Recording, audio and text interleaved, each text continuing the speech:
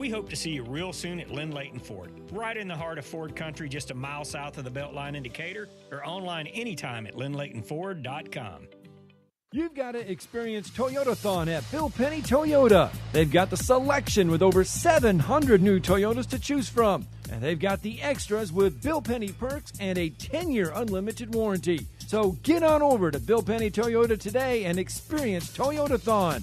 Bill Penny Toyota in Huntsville and online at BillPennyToyota.com.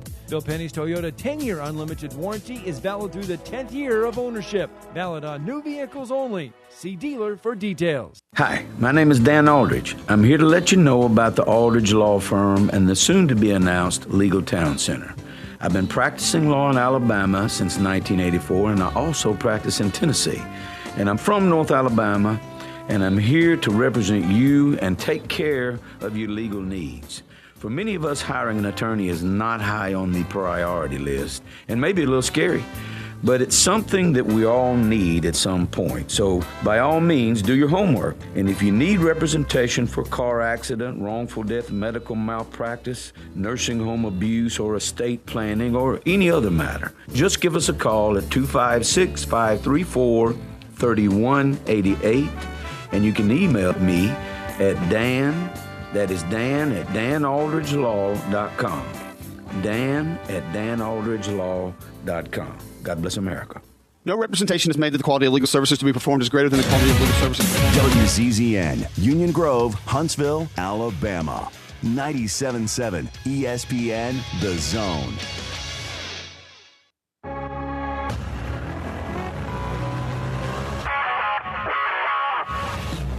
Scott Tyson here with your 97.7 ESPN Zone Sports Minute. The Alabama High School Athletic Association announcing several changes Wednesday. Students receiving Choose Act funds will be eligible to play high school sports as it will not count as financial aid. Rules on transfer and residency eligibility remain unchanged. Alabama High School basketball will add shot clocks for the 2026-2027 basketball seasons. The shot clock will start at 35 seconds and reset at 25. The shot clocks will be used during all regular season and all tournament games. Thursday night SEC basketball, 13th ranked Auburn begins a 3-game series at number 20 Florida. Tonight's game for Auburn begins a stretch of 12 of their next 15 on the road. The Atlanta Braves remain Major League Baseball's only team to lose a series as they down the Miami Marlins 6-3. Atlanta has won 12 of their first 19 games. Make sure and download the 97.7 ESPN The Zone app today.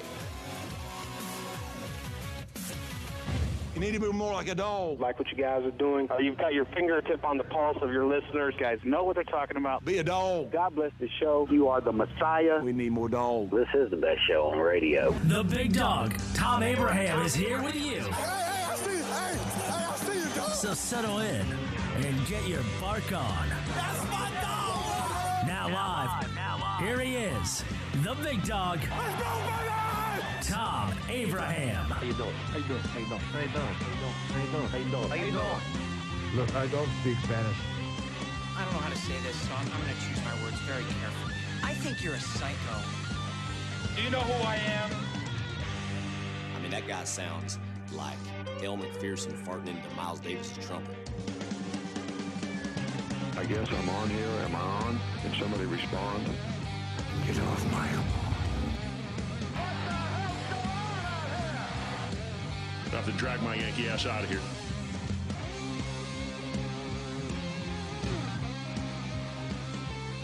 Hey, good morning, everyone, and welcome to Throwback Thursday in the Doghouse. I am your host, Thom Abraham. So glad that you have joined us for this exercise in radio excellence over the next 2 hours. And, you know, every Thursday, we do feature some sort of throwback bump music. I mean, it could be from old TV shows. It could be cartoons, movies. Isn't WrestleMania this weekend? I think we should be using wrestling walk-up songs, don't you think? For today, I mean, it's WrestleMania this weekend. I would love for somebody to preview WrestleMania for me if you'd like to do that. But it is because I'm not on top of it anymore. I mean, I really am not. I was into the wrestling thing back in the 90s. I got into it, and, you know, I still like Goldberg and The Rock, you know what I mean? And Stone Cold Steve Austin. None of these new guys resonate with me. All right, I just don't get the Miz and all of these other people. I know that ESPN has it now.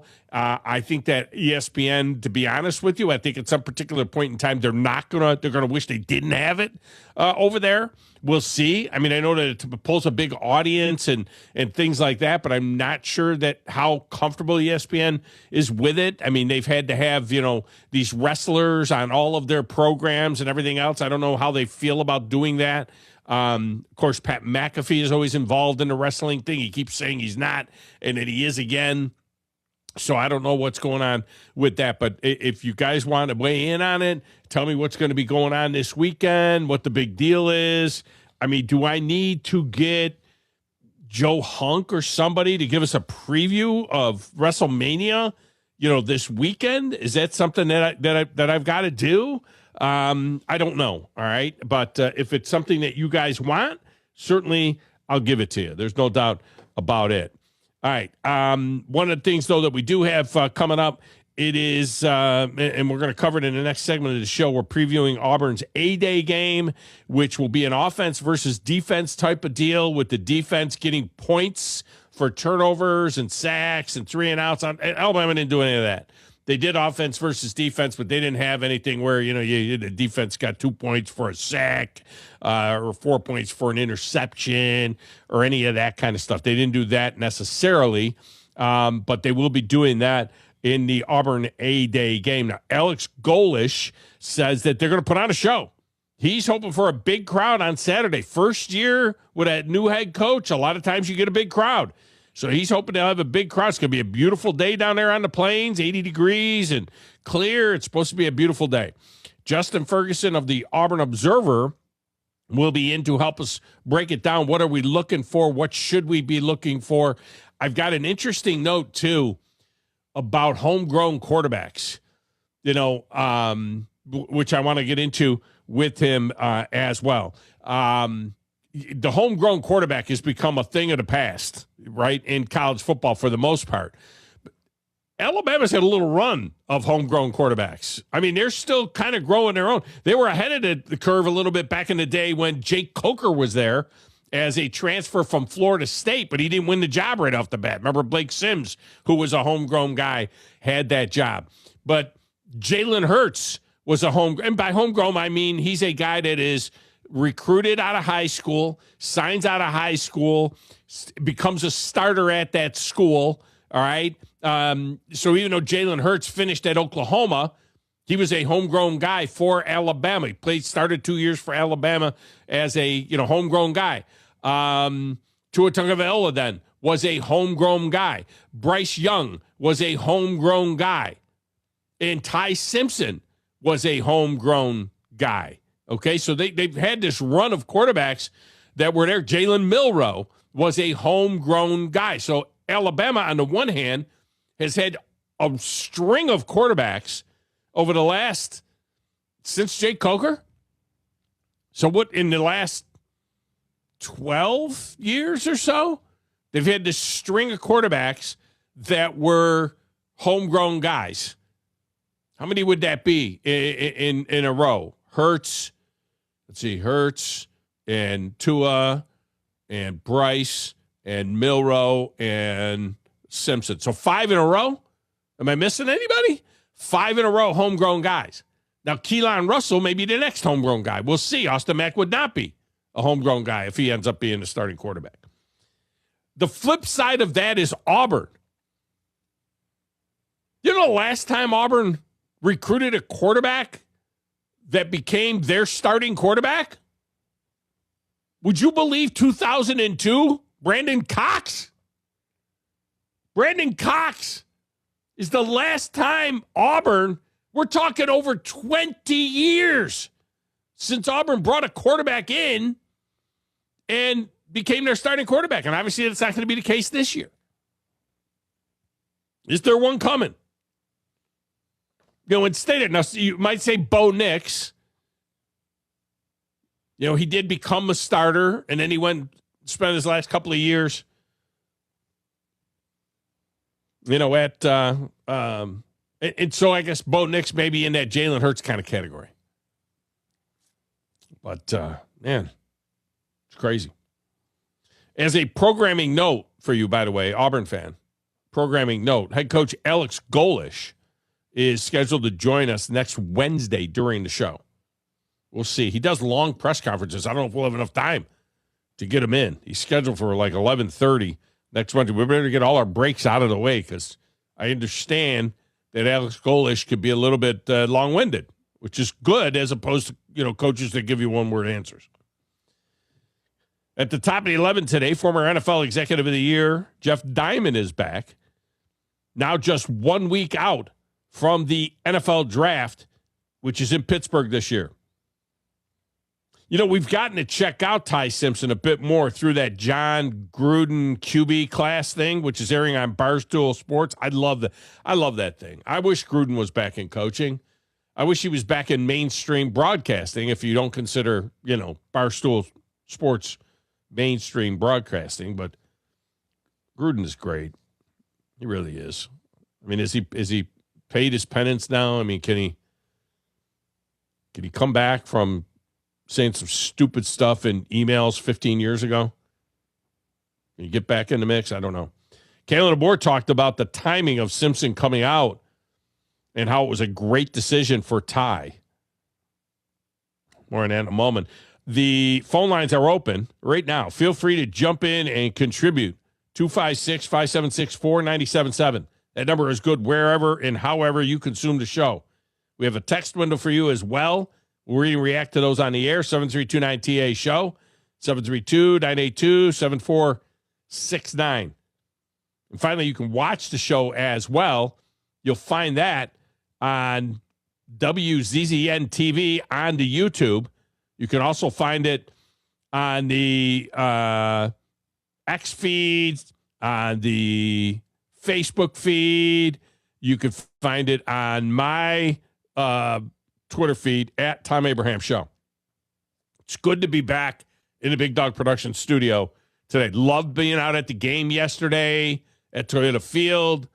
Always enjoy going into the studio in Huntsville at our flagship and hanging out with the boys there. But it's also really nice to be back in the Big Dog Production studio where I am today. There's a lot going on in the studio, too. Over there across the way, we've got the PGA Senior Championship on. Over here on the side monitor. You certainly can't bet against Stetson Blaylock when you come to any river, but right here. And I could see, like, you were working this morning to take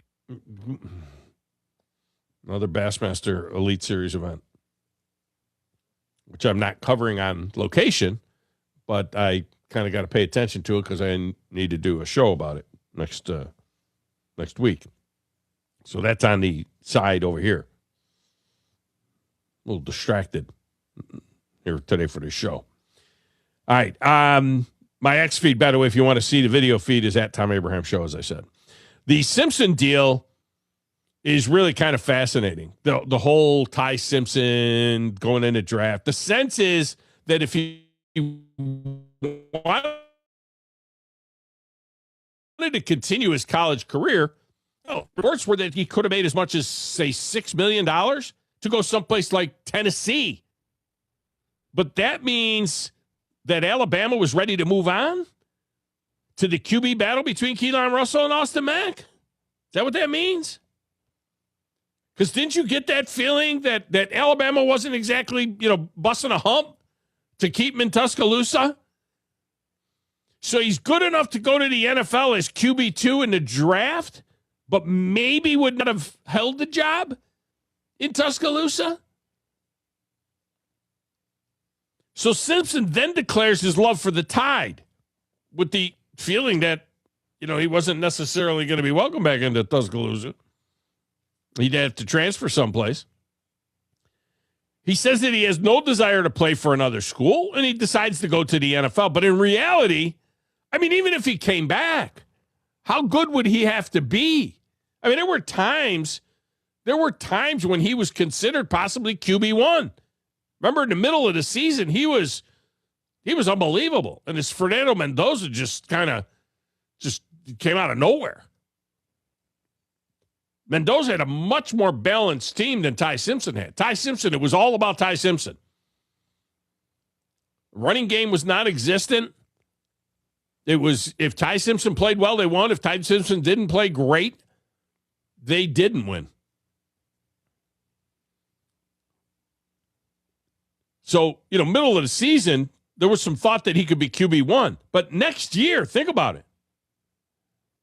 Assuming that Arch Manning, Julian Sayin, Dante Moore, and whoever else pops up is in the 2027 draft, this is definitely the right time for Simpson to go because he is locked in at QB2. Now, does that mean he's a first rounder? Most people think he is a first rounder. Dane Brugler of The Athletic ran a full 7-round mock draft. He has Ty Simpson going at the second pick in the second round to the Cardinals. Let me tell you something. There is no chance that this kid falls out of the first round. Well, does he? I mean, I'm ready to go with that hot take. To go with that take, and if that take is wrong, we'll see. But I don't see how there is any chance whatsoever that Ty Simpson gets out of the first round of this upcoming draft. I don't see how it could happen. I mean, look, if he's still on the board when the Rams, which have, I think, number 13, or what about the Lions at like 16, somewhere like that? These people have aging quarterbacks.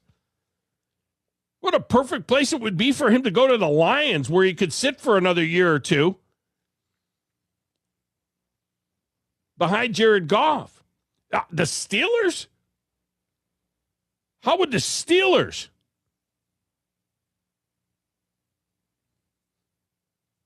Now, somebody mentioned Mac Jones. May have been my crew, but I doubt it was probably a caller. I completely forgot about Mac Jones. Wow. How could I skip Mac Jones? Another homegrown dude. It's a good job by the callers. Callers are great. They're fantastic.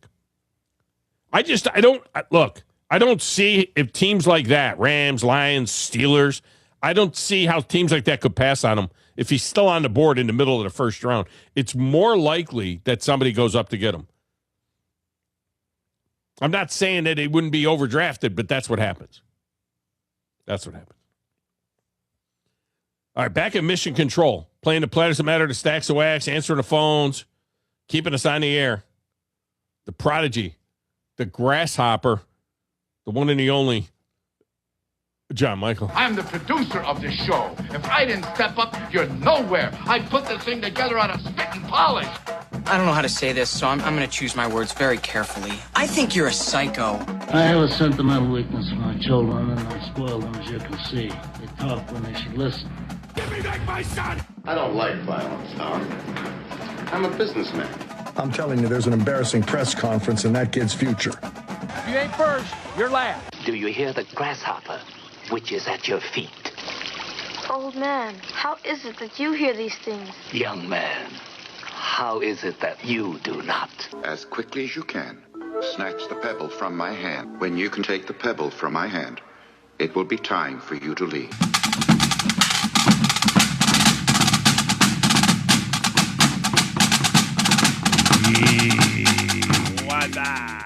So was it you guys that came up with the Mac Jones, or was it a caller that called in and said, hey, you knucklehead forgot Mac Jones? Yeah, it was a gracious caller. Got it. Yeah, see? Yeah. You guys don't even listen to the show, do you? I mean, for the most part. Are you paying attention to the show? Do you listen? I catch it every once in a while. Yeah. I mean, it's not a bad show. Let me show for y'all. Got a damn good show. A little bit. A terrible show. I think it's a good show. It's okay. It's an okay show.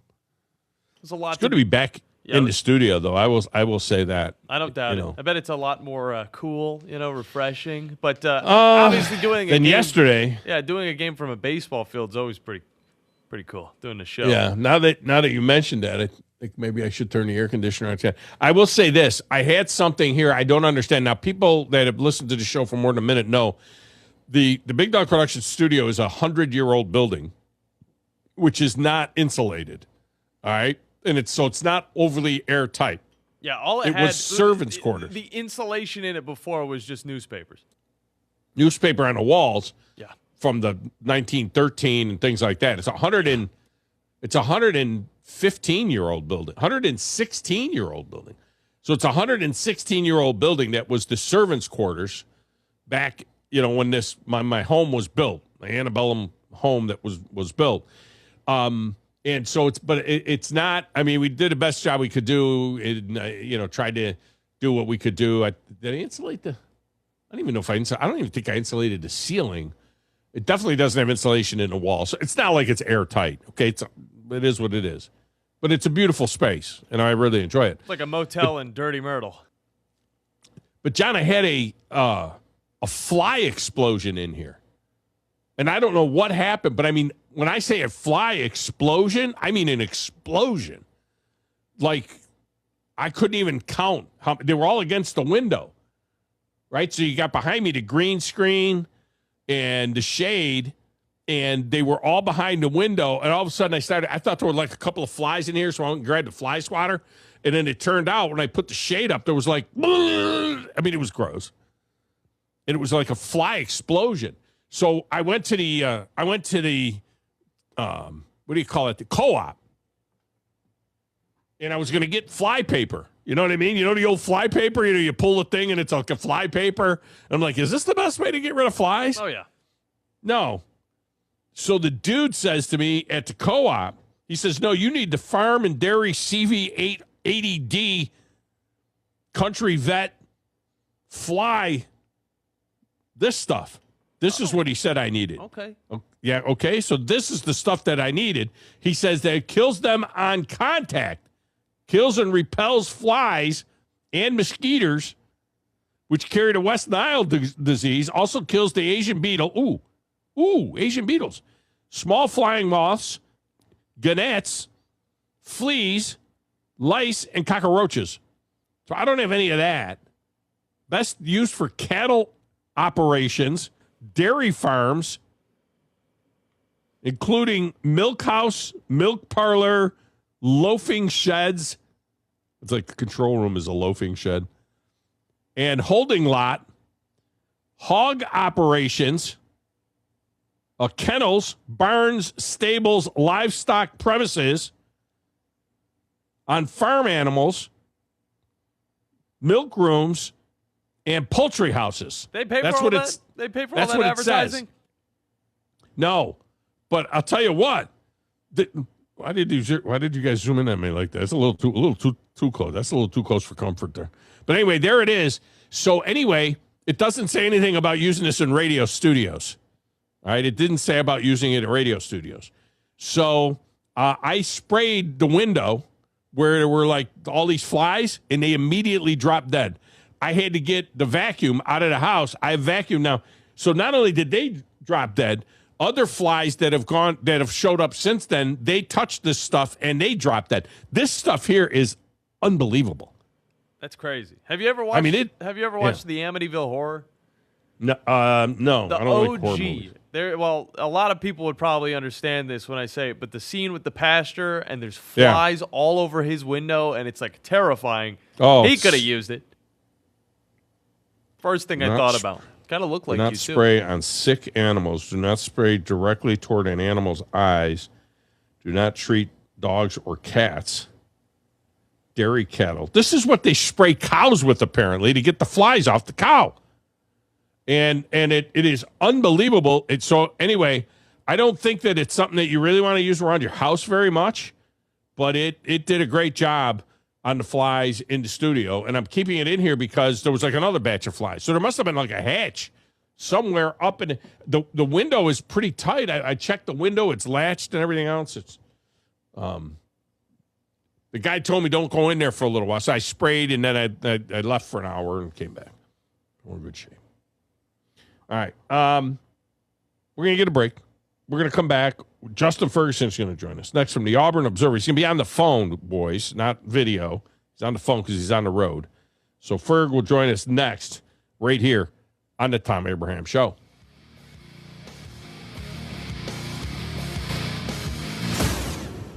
AL cert number 21014. Welcome into the hottest and coolest game show around called The Freeze.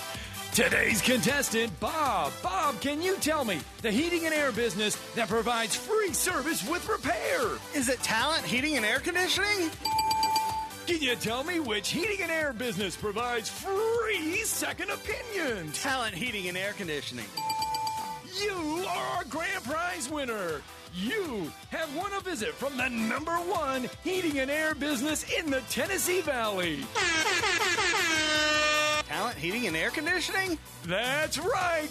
Talent Heating and Air is coming to you. This is Thomas with Talent Heating and Air Conditioning, and you don't have to win a game show to use us. We have free second opinions year-round, and we're doing free service calls with a repair. So just remember, call Talent Heating and Air Conditioning at 256-503-4490 or visit us on our website at talenthvac.com. Now, Jimmy, you better not be eating that baseball again. But, Dad, I yearn for the sweet taste of the sport. This is the best that I got. Well, then, put down that ball and let's head over to the yard for something a little less rubber-y. Don't eat your glove this season. Take advantage of our Big Zone deals and head on over to the Yard Milkshake Barn right outside of Toyota Field, where you'll find sweet treats like the Biscoff Cheesecake, Sweet Heat Mango, Shirley Temple Floats, and so many more. It's the Yard Milkshake Barn. Make this summer a home run hit.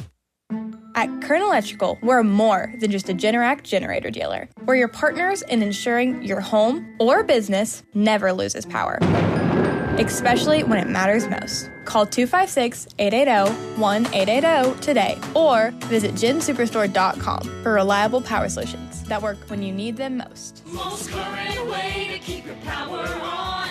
GeneracSuperstore.com. It's softball time in Alabama, and the best place for your travel softball team is to play with USSSA softball. Not only for the best travel team tournaments, but for recreational softball tournaments all around the area, as well for your high school level softball team. Plus, the USSSA National Championship this year is at the Gulf Shore and Orange Beach and the Foley Softball Complex. Now, for more information, visit alfastpitch.uSSSA.com. That's alfastpitch.uSSSA.com. Thom Abraham here from my friend Ross Roberts and his team at Valley Equipment Rental, and they have a brand new product for you. If you happen to be standing on a concrete or tile floor, Valley Equipment has the perfect cleaning solution for you. Whether it's new construction, daily work areas, or an area that's been neglected for too long, the Valley Equipment team of experienced professionals can help you choose the right floor scrubber or sweeper for your needs. Valley even has the right cleaning products for the job. Call Valley Equipment Rental today to learn more. Make a clean sweep with Valley Equipment Rental. When you're craving a juicy, made-to-order burger with all your favorite toppings, it's time to head to Five Guys Burgers and Fries. Fresh, never-frozen, hand-formed patties, crispy, fresh-cut fries, savory hot dogs, and topped off with an ice-cold real milkshake. Five Guys knows what you like. Come and get it in Huntsville on North Parkway and on Enterprise, and in Madison on Moonshot Drive and Highway 72. Order online at fiveguys.com or just walk in. Five Guys. Perfection every time. When you call most roofing companies, all you'll hear is, you need a new roof. Not when you call Fleming. At Fleming Roofing and Restoration, we're focused on your needs, whether it's an easy repair or a full roof replacement. Folks around here have trusted Fleming since 1965 for all their residential and commercial roofing needs. And as the area's storm damage experts, Fleming knows all the ins and outs of the insurance claims process. Log on FlemingHSV.com to schedule your free estimate today. Fleming Roofing and Restoration. We show up. There's power in caring when it is put into action. Each year, our bankers serve on nonprofit boards, support our local educators, and volunteer with our hometown food bank. I'm Bobby Humphrey, Vice President of Business Development for Bryan Bank, and community service is just not a line item in our mission statement, it's who we are. Because after all, Alabama is our home too. That kind of commitment to community might not be what you would expect from a bank, but it's exactly what you can expect from us. Give us a call or stop by one of our 2 offices in the Huntsville area and experience unbeatable service and legendary results. Bryan Bank Equal Housing Lender, NMLS ID 2428943, member FDIC. 97.7 ESPN The Zone.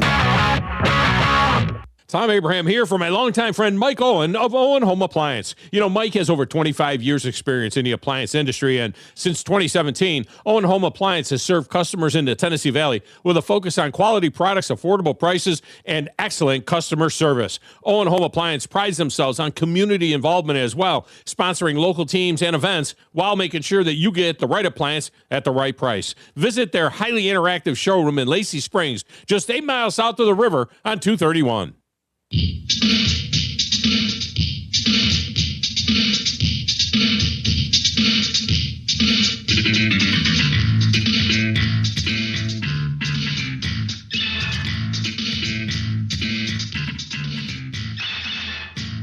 Welcome back, Thom Abraham Show. Throwback Thursday meets throwback music. I don't even know what I'm listening to.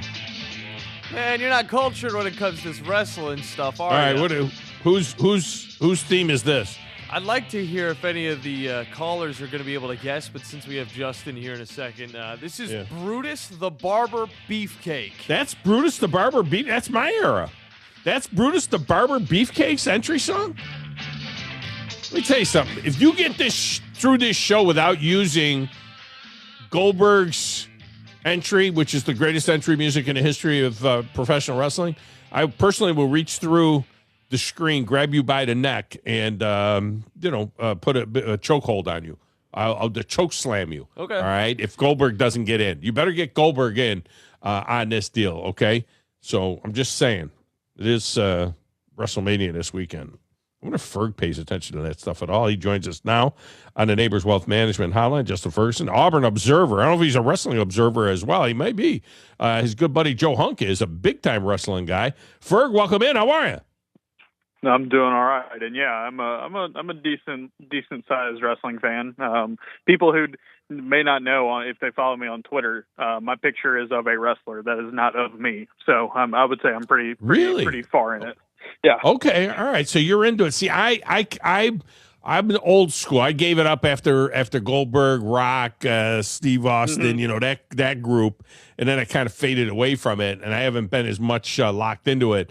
In recent years, but and ESPN has it now, which is I don't know. We'll see whether or not this is good for the professional wrestling game or bad. I don't know that the folks at ESPN are some of the talent at ESPN is like thrilled with the fact that they got to have the Miz on like all their shows yesterday. I don't know about that. At Augusta National, I was like, I don't know if they were really expecting that they were going to have to do that at any point. But yeah, no, I'm with you. I watch some modern stuff, but I'll be honest. Even though, it's before I was born, I find myself watching a lot of like older, 80s stuff, because, that was the stuff my dad, really, really loved. And he, always has suggestions for me. So I'm big into watching the old stuff, more than even the newer stuff. I was into it during the Monday Night Wars, where they were actually threatening, Monday Night Football in terms of ratings, and the Monday Night, Wars were that was like 97, 98, 99 in that era, and it was pretty cool stuff back then. All right, 8-8 coming up on Saturday. Alex Golish says they're going to put on a show, right? And it's going to be offense v defense, and the defense will have a way to score some points. Yep, they're going to try to do it that way. They didn't really feel like they had quite enough depth, for every position group to go, okay, two different teams and then trying to mix and match there. So they're going to go offense versus defense and just really kind of play it up that way. And it'll be really interesting to see just kind of what Auburn's able to showcase. I would expect, a lot of, big shots downfield, just because you can't really see Byron Brown getting to run around that much. So I would expect to see some deep shots. I would expect to see, the defense really coming after him and trying to, get up some sacks, some, tackles for loss, just aggressive defense, which has kind of been the thing for, DJ Durkin over these last couple of seasons. So I think it'll be a fun kind of mix. You're gonna kind of see the next step in the kind of evolution of Auburn's defense, and then you're going to see pretty much a brand new Auburn offense. So it should be a pretty intriguing one on Saturday. Well, it'll be interesting to see how much of the offense they show. Defensively, he Golish mentioned defense as well, And, they'll have a way for the defense to score. Now, one of the ways they score is with sacks. And so they're not going to let him touch the quarterback. I mean, that's not going to happen. No. It'll be only the quarterback will be the only guy not wearing a pillow on his head. But having said that, they'll be able to use that a little bit. If the defense needs to score a couple of points here and there, they may be a little judicious in how they, call a sack.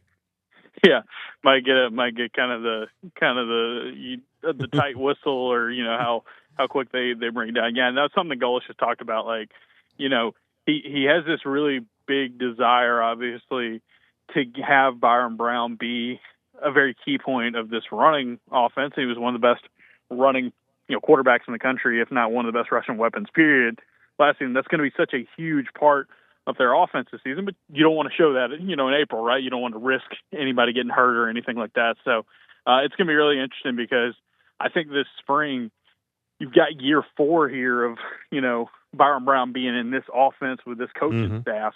He's gotten to really hone in on, tightening up his passing game and just kind of processing and a lot of the drop back read and react stuff, kind of more of the traditional quarterback stuff, you would speak. And Golesh says, the other day that he is just really, really far ahead of even where he thought he could have been, heading in there. So maybe you get to kind of see that. But, it won't be until, when Auburn plays Baylor, later this year, that you're going to really see kind of the full scope of what Byron Brown offers, because he is such a gifted runner in addition to being, kind of a big play quarterback through the air. Yeah. Byron Brown kind of continues a tradition for Auburn that goes all the way back, I guess, to Brandon Cox, which is like 23 years ago.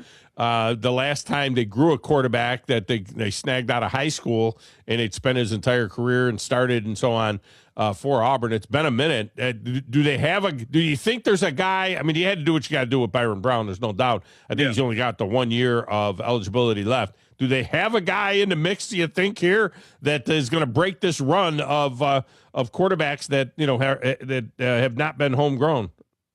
Yeah, it's going to be tough, because I think the guys they did get out of high school this year were kind of 3-star guys, and they'll be able to develop in this system. I really like what they went out and got. Their number 2 quarterback, who I think fans will be interested to see on Saturday, because I just really like his arm talent, is Tristan Tia. Now, he played at Oregon State some last season, got a red shirt, but played I think he played the 4 games. I think he started a few of them as well for him. And I really like his game. I think he's got a lot of potential in this offense and this scheme if they can keep him and develop him. But technically he's not going to be a homegrown guy. He was a guy that had to go find somebody with just a little bit of experience, at least, to be willing to play behind Byron Brown this year. While I really like Tia, and I think he can end up being a guy down the road for Auburn who could be a really good quarterback in this system, yeah, it's going to be interesting to see. I think, maybe a fully homegrown quarterback for Auburn in this day and age of the transfer portal, might have to wait a few more years. Might have to be one of these guys they're going after right now in this 27 class of quarterback. Golesh talked about having Gus Malzahn hanging around, which is, a good thing, really. That was the last time they had some real success. And of course, Gus, as an offensive guy, has done some really, really positive things in his career. Joel Gordon is the offensive coordinator. What kind of an offensive coordinator is Joel Gordon, though? Is he one of these? I mean, he's not calling the plays, right? Golesh is going to call the plays. It's Golesh's offense. Gordon's really more of a quarterback coach, I would think, than a true blue offensive coordinator, isn't he? Joel Gordon actually calls the plays for him. He does call the plays. Okay. Yeah, he does. And that's something they did at USF. Joel Gordon was with Alex Golesh. Their relationship goes back to before Golesh was at Tennessee. He was the quarterback's coach at Iowa State when Golesh was the tight ends coach at Iowa State. Golesh goes to Tennessee, has a couple of really good years. He goes to USF, and he really, he plucked Gordon out of Iowa State and gave him an offense coordinator job. And he's been the guy. He's been the play caller. Obviously, Golesh has input. It's an offensive scheme that he helped build, but it's one that he really built alongside Gordon, starting back to their days at Iowa State. Yeah, okay. So what are some of the other battles? Obviously, everybody wants to focus on the quarterback, but if you're giving a little bit of a viewing advice to Auburn fan, what are the things that they should be looking at? Yeah, I'd be interested to see just kind of who lines up where on the offensive line. They've had an interesting spring, to say the least, up front because Stanton Ramil, the Thompson kid who came in from Michigan State, started a couple years there. He was expected to be one of Auburn's like key candidates to start, but he's been hurt this spring, recovering from some surgeries that he had. Got banged up last year, so it's kind of opened the door for some younger guys to kind of make their moves. Some of these older guys have been banged up, so you see some of these younger guys like a Ty Buster. You've got a couple other. Jacoby Ward was another one that was mentioned recently. So you got some young offensive linemen. Derek Plaz, who transferred in from Miami.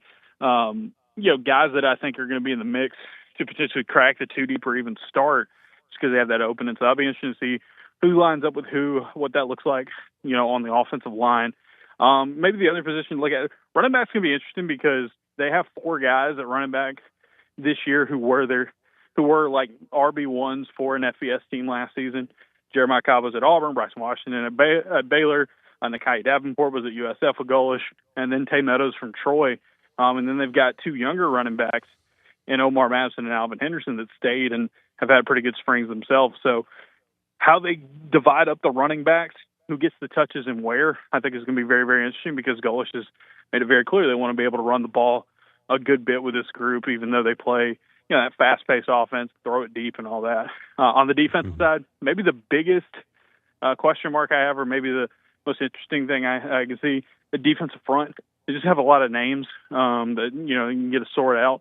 Edge rusher, you feel good about Deshaun Womack. You feel good about, Dallas Walker coming back at nose. And pretty much everything else is kind of up for grabs. And so they've been rotating in a bunch of different guys on the edge and at defensive tackle. This is a position group that they have a lot of confidence in, a lot of faith in.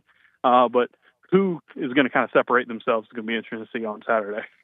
Now, is this practice 15, or do they have another day or two on the backside of this to kind of break it down, evaluate, and send these guys off? That will be practice 15. Today was practice 13. It was kind of a shorter one. They're going to have one more tomorrow, kind of do a quick thing, kind of run through before they get into Jordan-Hare on Saturday. So today's 13, tomorrow's 14, and 15. They will wrap this thing up with A-Day on Saturday. I don't hate the idea. I used to hate it. I don't hate the idea, though, of having a little time. I know, like with Alabama, they had basically another week after their A-Day game, but you get a chance to kind of pull the guys down that think that they're world beaters after the spring game and coach up the guys that, had a bad spring game, and you don't want them to sit on that, you know what I mean, for the whole, till they come back again in the summer. So it'd be it isn't a terrible idea to have a little bit of time afterwards. No, and we've seen Auburn do that in the past with previous coaching staffs. I think Golish is kind of, they started a little bit later than everybody else this spring, and I think they really kind of wanted to get everything ramped up towards, 8A and just kind of, let it all fly there on that last day. But we have seen that. I mean, Gus, I remember several Gus Malzahn spring practices I covered where they did that. So it is a good idea. But I think, the schedule, this coaching staff was more comfortable with just saying, hey, let's put it all out there on Saturday and, kind of go out with your best stuff. So I'm scheduled to have Golish on the show next week at 11:30 on Wednesday. Typically, I got another break that happens, sometimes 2 breaks between 11:30 and noon. I'm thinking that I may want to clear my breaks beforehand because I understand that he can get a little bit long-winded, which is a good thing. I mean, you don't get that one-word answer. I mean, do I need to have 20, 25 minutes in the hopper for an Alex Golish interview, next week? I would think so. Yeah, he is one of the more longer-winded coaches that I've covered, which again is great for us in our business. But yes, he is a guy that you will ask him a question and he will give you a very thorough and very detailed answer with it. So I would clear the decks and carve out a good bit of time because he's a guy that once he gets going, he really gets going. That's not terrible. I'll be honest with you. That's not really bad. Yep. I noticed something at the site, the Auburn Observer. You guys have always been very strong in the football basketball space, but I see a nice little preview of Auburn series with Florida done by Henry Patton. Is this new, the baseball coverage? I mean, and now you've added that. Yeah, no, this is new. In the last couple of weeks, we have added that. Henry was a guy who contributed a lot of basketball stuff for us during the year, and he kind of came up with the idea and said, hey, you don't cover Auburn baseball because of time and all that. I'd be willing to kind of do it. This team's really good right now and having a very interested season. So Henry's jumping on board, and so he's going to be our guy, covering Auburn baseball from here on out. Series previews, series recaps, maybe the occasional feature story or two. So if you subscribe to the Observer, you'll get some bonus Auburn baseball coverage for the first time. You need to send me his contact info. We love SEC baseball, and we'll have to work him in and give him a little exposure here on the show, and work him in to talk a little Auburn baseball. Hey, it's the last thing the SEC does good, right? I guess gymnastics and baseball. We suck at football now. We suck at basketball now. Apparently, it's a Big Ten world. We're just living in it, but can still play baseball. All right. So that's a positive thing, until we'll see whether or not, I'm not thinking that a Big Ten team is going to win the College Baseball World Series. I don't think that's going to happen this year, but who knows? Maybe Illinois or something is going to win the baseball World Series. Who knows? Yeah. I mean, UCLA's got that kid who's probably going to go 1-1 this year. UCLA. Yeah, that's right. Yeah. So you got to remember that they took UCLA and USC, who are traditionally really good baseball programs. So that's right. Yeah, but that's right. That's kind of what they had to do to compete with the SEC. Yeah, no, it is what they had to do. All right, man. As always, I appreciate it. I appreciate you joining us, and we'll look forward to getting a recap after the 8A game as to what went on, and then who knows? Maybe we'll give you a few minutes off. We'll talk to Henry after that about baseball. All right, sounds good to me. Thank you, Tom. All right, man. Appreciate it. Justin Ferguson. I guess I could get him for a WrestleMania update. You know what I mean? I didn't realize it. I probably should have realized that he was that guy because of his relationship with Joe Hunk, that they're boys. I didn't know they were boys.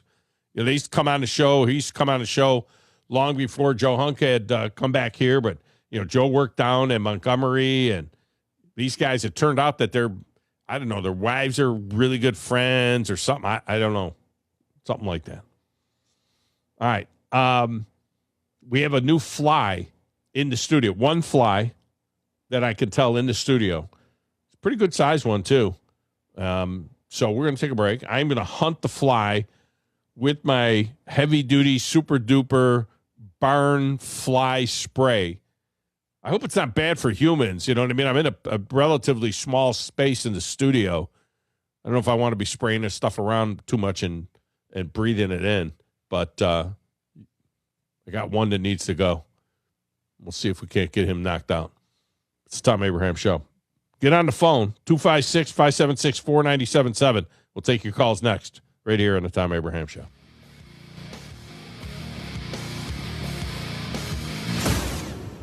You're listening to the Thom Abraham Show on 97.7 ESPN The Zone. This is Brent Musburger's VSiN Action Update on 97.7 ESPN The Zone. Drivers who switch to Progressive have an annual savings of nearly $750. Progressive.com. The Braves take 2 of 3 for the Miami Marlins, closing out the series with a 6-3 win yesterday at Truist Park. It's an off day today for the Braves. They visit the Philadelphia Phillies tomorrow at Citizens Bank Park. Southeastern Conference baseball today, the Auburn Tigers are plus 100 on the road at the Florida Gators, minus 130. NASCAR Cup Series Sunday, the Advent held 400 at the Kansas Speedway. Denny Hamlin, the 5-1 favorite. Christopher Bell, plus 550. Kyle Larson is 6-1. Scotty Scheffler, plus 380 to win the RBC Heritage at Harbortown Golf Links. Xander Schauffele, plus 1475. For more, go to VSIN.com. Mike Sennett, 97.7 ESPN The Zone. Thom Abraham here for my friends at All About Water. Crazy name, huh? Well, let me introduce you to them. All About Water is the top pond builder anywhere in the Tennessee Valley, and that includes remodeling or cleaning out existing ponds as well. They also have monthly maintenance plans for your pond. Don't have a pond? Well, how about a fountain or water feature for your property to bring that soothing sound of running water to your happy place? On the other hand, maybe you have water on your property that you don't want. Well, Ryan at All About Water is all about water, so he could take care of that as well. He has a background in fluid dynamics, and what that means is that he could take care of any water issue that you have. Finally, how about that irrigation system that you have or that you want? Well, they do installs and maintenance and repairs on those as well, because they are all about water. Learn more at allaboutwaterllc.com. That's allaboutwaterllc.com. Since 1983, Berkshire Hathaway Rise Real Estate's Ann Adams has been your local go-to real estate expert in the area. As a buyer, you can trust Ann's in-depth knowledge of the local housing market to narrow available properties down to those you'll be interested in, saving you time when shopping for a new home. When you're ready to sell, Ann's expert negotiation skills will ensure you get a fair price and hassle-free experience. Call Ann Adams today at 256-337-2625 or email annadamsrise@gmail.com.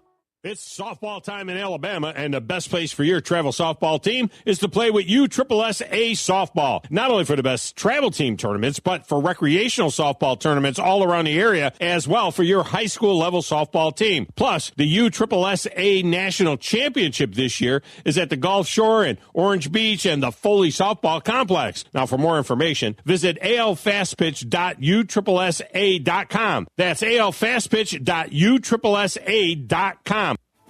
Have you tried indoor golf yet? You need to check out The Golfus. The Golfus is Huntsville's newest, nicest, and only multi-location indoor golf venue. Spend an hour on the virtual range working on your game or play more than 2,000 golf courses. Our grand opening pricing makes us the best value in town. And if you really love it, grab a limited time, unlimited golf membership for only $99 a month. Get all of the details at thegolfus.com. Bill Crawford here for the Regenesis Stem Cell Center, the place to go for golfers' elbow pain. Traditional treatments require significant time away from the golf course and often don't work. Dr. Charles Lee can treat golfers' elbow using platelet-rich plasma extracted from the patient's blood and get you back on the golf course after a 2-hour visit. Golfers' elbow can be permanently eliminated for a fixed price of $585. Golf season is here. Enjoy pain-free golf with just one visit to Regenesis.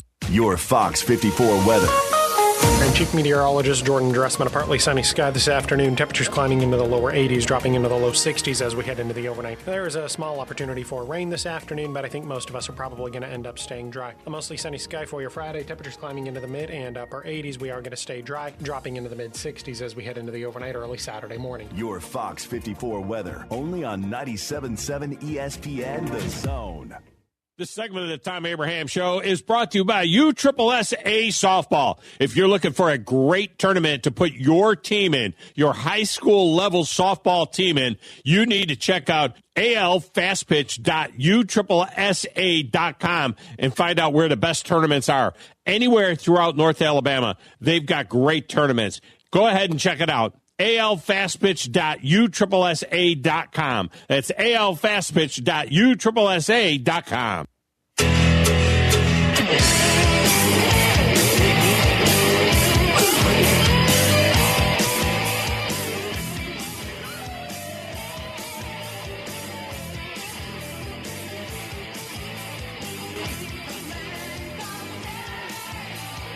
That's familiar. Throwback Thursday, boys are running some wrestling throwback music. Whose song is that? This is Sting. Oh yeah, Man called Sting. Is Hollywood Hogan a wrestling fan? No. Or no. You're not really either, are you? I've played a few of the games in the past, but that's about my extent. Yeah. Now, I got a buddy who's really into it. He loves going back and watching the old VHSs and stuff like that. So it's pretty interesting that he He's so into it, but Somebody other than Joe Hunk? Yeah. Or a different buddy? yeah, Different buddy? macho, literally macho. Well, of course. I mean, he calls himself Macho. So, I mean, I guess that would have been his guy, the Macho Man, I would think, right? Yeah, definitely. Surprised he didn't marry a girl named Elizabeth. Is that what Macho did in real life? Macho Man's Miss Elizabeth. She's dead, too. It shows you how much I know about the wrestling lore. Miss Elizabeth was a legend. She's a Hall of Famer. In what? I think. In wrestling. She was the Hall of Famer. She was his manager. It was the Macho Man and Miss Elizabeth. Gotcha. Yeah. So you know a little bit more than I do. Well, because that was my era. Back then. Macho Man, Randy Savage, Goldberg, Rock. Rick, the model, Martel.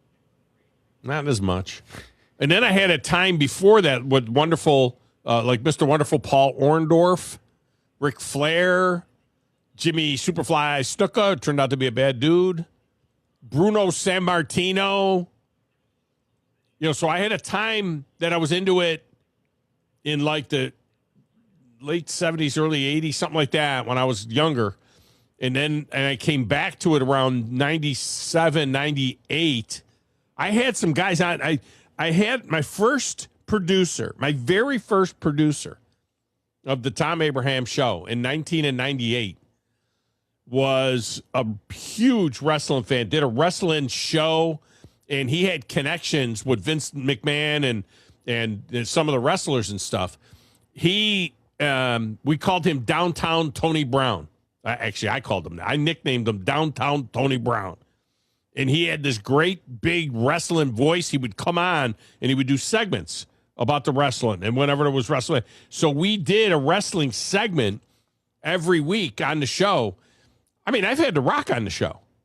I had The Rock drop a Know Your Jabroni on me. I mean, it's on a cassette tape somewhere because I have cassette tapes of the early shows.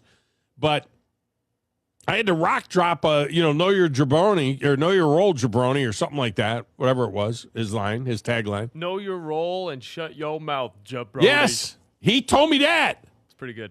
Yeah, and I had Jeff Jarrett break a guitar over my head in studio in Nashville. I'd like to do that. I've had break a guitar over my head. They were made out of balsa wood. I had what was his name? The guy with the sock, with Mr. Sock. Oh, the guy that has it was like a snake or something like that. No, Jake the Snake and I became friends. Jake the Snake, we became buddies. He came out to a bunch of remotes and things like. No. Was it Jake the Snake? No, it was the diamond cutter guy. That guy. No, who? That was his name. I have. You know the guy. I don't know who you're. The guy with the about. Mr. Sacco. It could be the Sacco guy. I found the Jake the Snake little. No, not Jake. No. Goodness gracious! I can't believe the listeners know who I'm talking about. He had like 5 different names. He had like 5 different aliases. What the heck was his name? I can't believe I'm drawing a blank on him now. Mr. Sacco. Now, Mr. Sacco was one of his little guys. He had the little guy, and he was a clown. Mick Foley? Mick Foley! Jeez, how can I forget Mick Foley? Yeah, Mick Foley was on the show. In studio. I had Mick Foley in studio.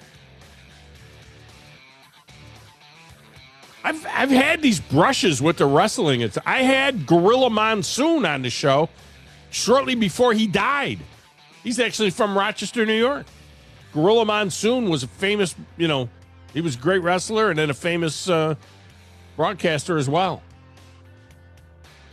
A lot of those guys. Yeah, it's WrestleMania this weekend. All right, when we come back, speaking of diamond cutters, Jeff Diamond will join us next. Former NFL Executive of the Year, 1 week out from the draft. We'll do that right after this on the Thom Abraham Show. Now is the time to sign up for the Eagle Installation WZZN Charity Golf Tournament to benefit the Make-A-Wish Foundation. This year's event is the morning of April 20th at Cherokee Ridge, and each member of the winning team not only gets the championship belts, but a full year membership to Cherokee Ridge. Breakfast and lunch are provided, plus tremendous prizes and a chance to win $100,000. Cost is $800 a team or $200 per individual, and corporate sponsorships are available. Send an email to 977WZZNevents@gmail.com to reserve your spot today. Hey, I'm Bobby White, and we're making room for new shipments during our spring clean out at Lynn Layton Ford in Decatur. With your good credit, save thousands with 3.9% financing for up to 84 months on new 25 F-150s with STX 4x4s starting at under $44,000. New 25 Explorers start at under $36,000, or choose 2.9% for up to 84 months. Get 5.9% financing for up to 84 months on new 25 Broncos, or choose $2,750 customer cash plus 2-year 24,000-mile complimentary maintenance. And while they last, new 25 Bronco Sports come with your choice of $2,500 customer cash or 5.9% financing for up to 84 months. And there's never any hidden markups or dock fees. Don't miss your chance to save big with spring clean-out pricing on all new 25s. We hope to see you real soon at Lynn Layton Ford, right in the heart of Ford country, just a mile south of the Beltline in Decatur, or online anytime at lynnlaytonford.com. The Orthopedic Center. It's in the name. TOC, the premier choice for all your orthopedic needs. With over 40 physicians and 20 centers of excellence, TOC is the name to trust for complete, expert orthopedic care. And that word center, we mean it. With more than a dozen locations across North Alabama and the Tennessee Valley, TOC is in your community whenever you need us. As the state's largest orthopedic practice, TOC is built on trust. Trust we've earned with every patient we serve. You can see that trust on the field, too. As the official sports medicine provider for the Huntsville Havoc, Huntsville City Football Club, Oakwood and Alabama A&M universities, thousands of athletes and coaches count on TOC to keep them in the game. From student athletes to unexpected injuries, our urgent ortho clinics offer prompt, expert care, no appointment necessary. So remember, when it comes to your health and mobility, trust the name that says it all. TOC, helping you live a better life.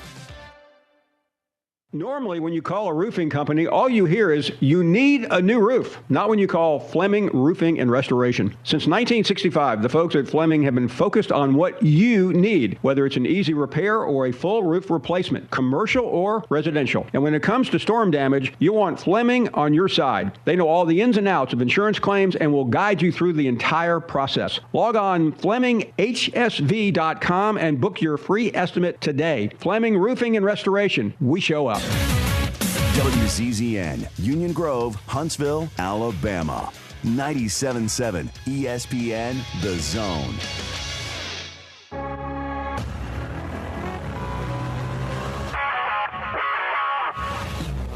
Scott Tyson here with your 97.7 ESPN The Zone Sports Minute. The Alabama High School Athletic Association announcing several changes Wednesday. Students receiving Choose Act funds will be eligible to play high school sports as it will not count as financial aid. Rules on transfer and residency eligibility remain unchanged. Alabama High School basketball will add shot clocks for the 2026-2027 basketball seasons. The shot clock will start at 35 seconds and reset at 25. The shot clocks will be used during all regular season and all tournament games. Thursday night SEC basketball, 13th ranked Auburn begins a 3-game series at number 20 Florida. Tonight's game for Auburn begins a stretch of 12 of their next 15 on the road. The Atlanta Braves remain Major League Baseball's only team to yet to lose a series as they down the Miami Marlins 6-3. Atlanta has won 12 of their first 19 games. Make sure and download the 97.7 ESPN The Zone app today. This segment of the show is brought to you by my good friend Mike Owen at Owen Home Appliance. You know, I've known Mike for over 20 years, and no one knows the appliance business better than Mike. And he's always there to help support whatever we are doing on the show. And they've got all the major brands like Maytag, GE, Whirlpool, Electrolux, Speed Queen, and more. Visit the interactive location in Lacey Springs, where you can try the washers and dryers before you buy them. Owen Home Appliance Center. Quality products, quality prices, quality service. Owen Home Appliance. You need to be more like a dog. Like what you guys are doing. You've got your fingertip on the pulse of your listeners. You guys know what they're talking about. Be a dog. God bless the show. You are the Messiah. We need more dogs. This is the best show on radio. The big dog, Thom Abraham, is here with you. Hey, I see you. Hey, I see you, dog. So settle in and get your bark on. That's my dog! Now live, here he is, the big dog, Thom Abraham. How you doing? How you doing? How you doing? How you doing? How you doing? How you doing? How you doing? Look, I don't speak Spanish. I don't know how to say this, so I'm going to choose my words very carefully. I think you're a psycho. Do you know who I am? I mean, that guy sounds like El McPherson farting into Miles Davis' trumpet. I guess I'm on here. Am I on? Can somebody respond? Get off my lawn. I have to drag my Yankee ass out of here.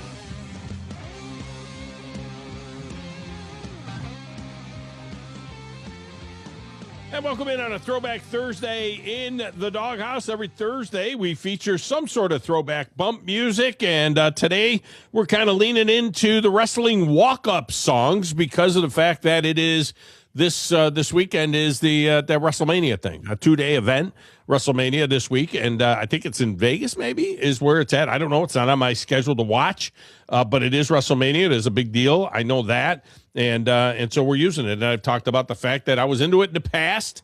Diamond Dallas Page was the guy I was thinking of. We said Jake the Snake.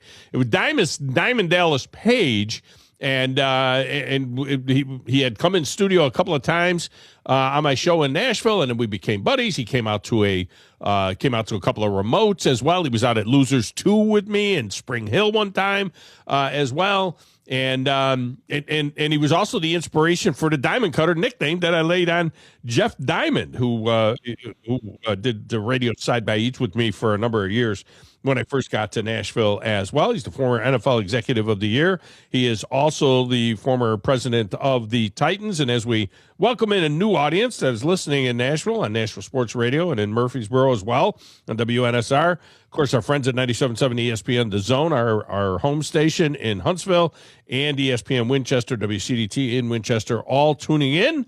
And Jeff Diamond joins us now on a Neighbors Wealth Management hotline, and he is also as well joining us on WZZN TV.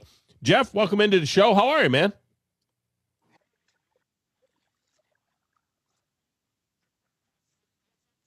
That's where the Diamond Cutter came from. It was Dallas Diamond Page. Yeah,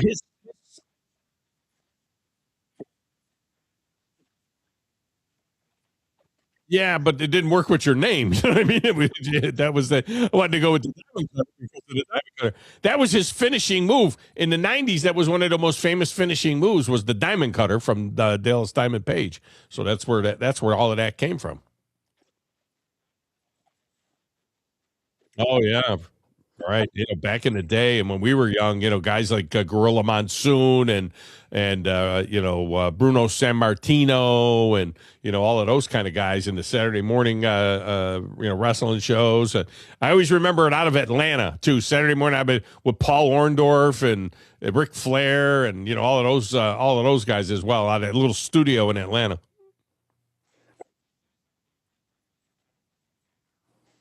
Yeah, some of those guys did make defensive tackles. Mongo McNichol, who passed away just recently, and he was a guy that went on to a wrestling career. In fact, going all the way back, we remember the big cat Ernie Ladd, who was a football player, one of the first 300-pounders, was a football player, of course, for the San Diego Chargers, and he went on to become a professional wrestler.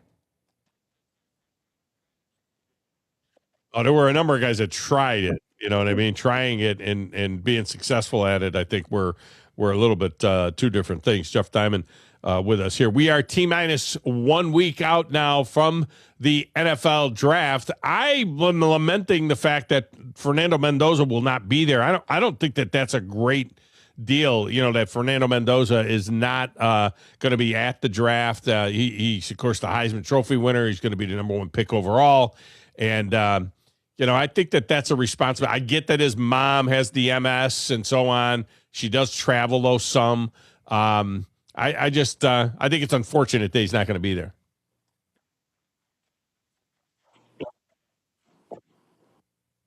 Different from when I first started in the league, and we used to have a media headquarters over at a Holiday Inn in Bloomington, Minnesota. We would have the 2 beat guys show up, and there was no NFL draft national headquarters with 250,000 people showing up in Philadelphia or Green Bay or Detroit or this year Pittsburgh.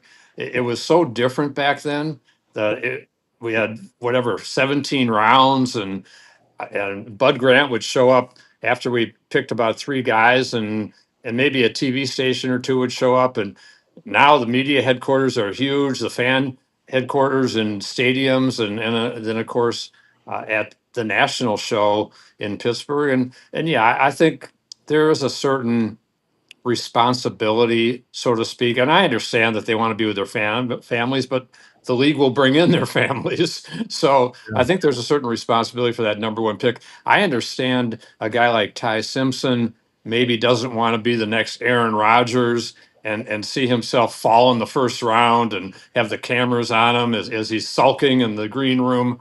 I can understand Ty Simpson saying, hey, I'm not sure I'm going to be a first round pick. I think I will. I don't know. And I don't really feel like showing up. But maybe he is showing up. I don't know. But for the guy who's the presumed top pick in the draft, I agree with you. He should be there. It's kind of part of the job description.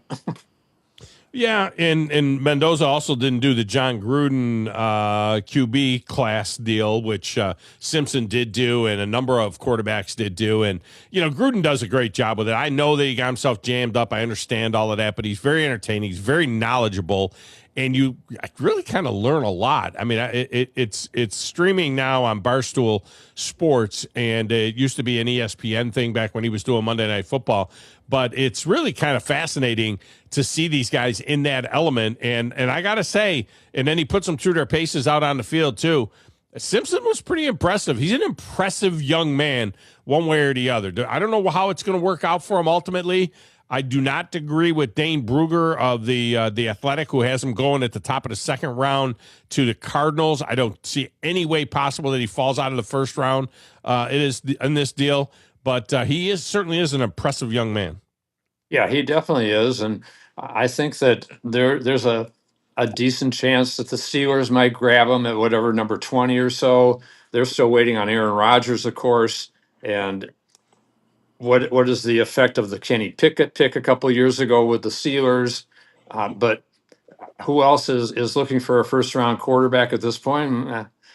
Everybody needs quarterbacks down the road, and some of the older guys in the league, and so I agree with you. I think he'll be in the first round. It may be later in the first round if he gets by the Steelers. Maybe some team trades into the back of the first round, as Baltimore did a few years ago to get Lamar Jackson. And so I think he's a talented guy. I think he is pretty obviously going to be the number 2 QB in this class, but yeah, it would surprise me if he got to the top of the second round, but if he does, he's going to go right away. That first pick, someone will trade up to get him. Yeah, and I can see him being a guy that somebody makes a move to and does, kind of overdraft. The situation that he goes to is going to be very important. I just can't see, you mentioned the Steelers. If he's on the board when the Rams or the Lions pick, which are in the teens, they both have aging quarterbacks who were traded for each other, Matt Stafford and Jared Goff. I don't know how you pass on it. If you're the Lions, I don't know how you pass on a guy like that you could put on the bench for, say, 2 years.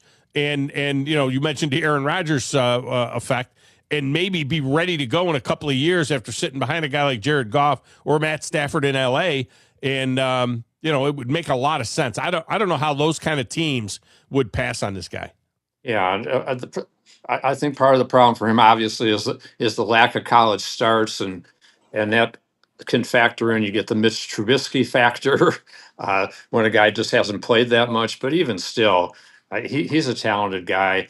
I don't see Detroit doing that. I think that they want to add help at other positions, and Jared Goff fairly recently signed a big extension, so I don't necessarily see the Lions making a move like that, but there are other teams, and it could be the Rams, who certainly look loaded everywhere after free agency and making their big moves at corner with McDuffie and so forth. So it could be the Rams that could take a shot at him, considering Stafford seems to every year kind of waffle a bit. But yeah, I think he's a first round talent.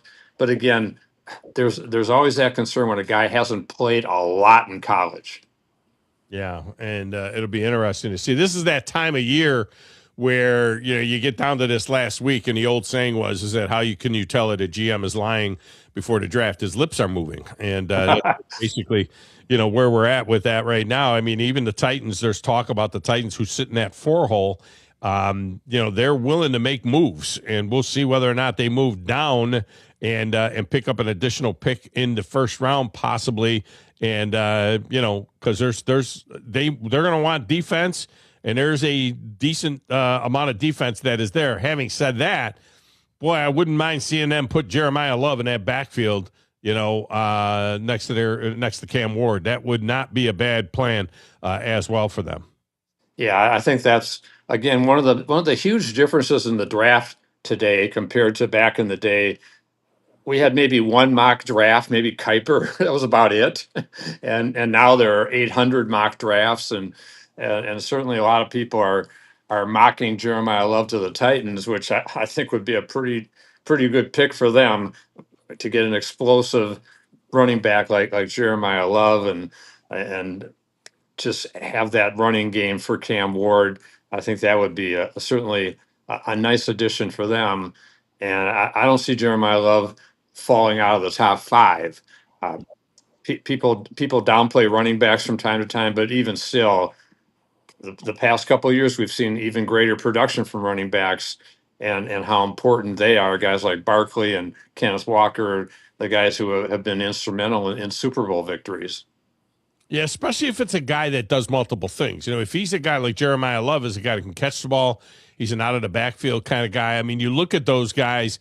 If they're a part of your passing game, it's more than just a running back. Even as good as Derrick Henry has been over his career and what he developed into. When he first came into the league, he wasn't thought of as a guy. He was kind of like a 2-down guy. He wasn't thought of as a third down back. And even as his career went on, there was always somebody else that was coming in on third downs for Derrick Henry. Jeremiah Love is a 3-down guy. Yeah, he definitely is, and he does have that dual purpose capability that's really important, and so I think the Titans are going to be an interesting team to watch, and how does Robert Saleh, what kind of input does he have to get that impact pass rusher, and could it be a David Bailey, a Reuben Bain? I mean, it just seems like there's some a lot of really good players. Reese will probably be gone, but hey, you never know if all of a sudden he falls to number 4. So I think the Titans are one of the teams to watch. I don't see them trading out of that spot. I think it's a mistake unless you're going down a couple of picks and you got 3 or 4 guys you really like and can pick up another second round pick or whatever. If you got a blue chip player you're looking at, you better grab them in that spot. And I think that's the way the Titans are going to go. And I'm guessing Jeremiah Love, but we'll see. Yeah. It's interesting. The Ravens general manager, Eric DeCosta, said that he thinks there's a drop-off in the middle of the first round. Usually you think the first round is, those are all really solid players that you can get in the first round. He says they have just under 200 players that they have ranked as draftable. Obviously, there's more picks than that in the draft, but they have about 200 players that they rank as draftable. But he said first rounders definitely a drop-off probably midway through the first round in terms of talent. So that's the one thing you got to worry about. There's been some talk about Dallas moving up and trying to trade with the Browns to get the 6th pick overall. Browns would back up to 12, but that would give Cleveland 3 picks in the first round. But if the bottom half of the first round is, significantly less talented than the top half, you got to wonder about whether or not that makes sense or not. But again, I don't know if DeCosta's talking out of both sides of his mouth or what. Well, I think Eric DeCosta, when you look at the track record for the Ravens, is pretty darn good. And I'm not only talking about their picks in the first round or second round, Kyle Hamilton's of the world, Lamar Jackson. I'm talking about down the road in day 3. They come up with a lot of players in day 3, and people underestimate the importance of the bottom part of the draft. It's really critical in team building and depth, special teams. all those things that you're going to, if you can find starters in those rounds, it's such a benefit to a team. And I think teams that have failed in those latter rounds, they lose that depth. They have to go to free agency. It's more costly. And so, yeah, those are really important. So I think DaCosta, yeah, of course, there's some smoke coming out of every GM. We know that. but I think that he's probably right in that regard. Especially, we always kind of looked at there were maybe only about 8 to 10 blue chip players in every draft. And when I talk about blue chip, I'm talking about Pro Bowl, all pro caliber players in every draft. And then after that, you hope for the best. And certainly there are talented players and there are great players in every round of the draft. We've seen that. We've seen the Tom Brady's, the Richard Shermans, the later round picks who have become great players in the league, and the Russell Wilsons, Joe Montanas, on and on and on and on.